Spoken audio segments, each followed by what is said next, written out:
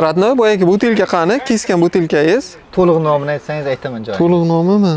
Kir mashina qani? Kir mashina vagonning orqa tomoniga radmi? Ha, bu lozim kiyimlarimni yuvib olay. Rabochiy kiyim qarang, qanday kir bo'lib ketdi. Uylanish kerak-da shuning uchun. Mana siz uylanib, hali ham o'zingiz yuvyapsiz. Ha, yigitlar, xormanglar, yaxshimasizlar. Qoni o'tiringlar, qoni.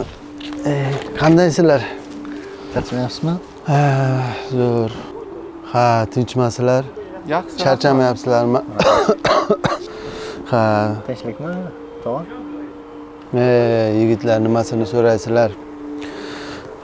Men bir insult olganman.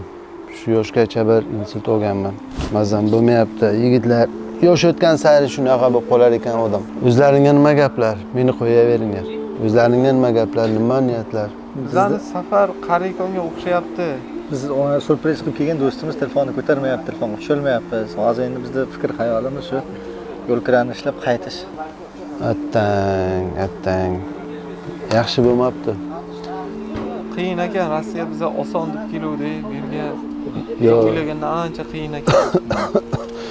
Yo'q, azizlar.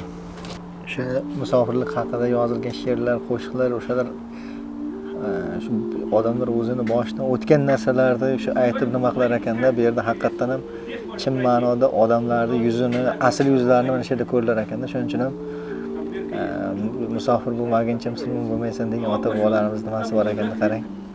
Bu yerda ishlamasangiz hammani ko'ziga yomon ko'rar ekansiz. Shunday. Shunday yigitlar. Oylikdan ham hozir darak yo'q, mana kelganimizga 15-20 kun bo'lyapti. Zadeshka deydi. Endi bilmadim.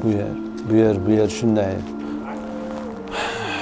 Hammasini qo'yinglar, yigitlar. Yuringlar, men sizlarga bir choy qilib beray. Bolalar, tezlashinglar, ketdik. Tinchlikmi, Murat? Tinchlikmi? Bolalar, turinglar, hozir Storakan chiqishimiz kerak. Storakan militsiya bo'lsa ekan.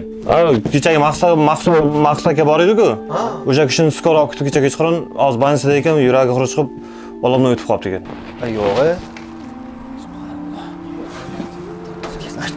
Tezlashdik.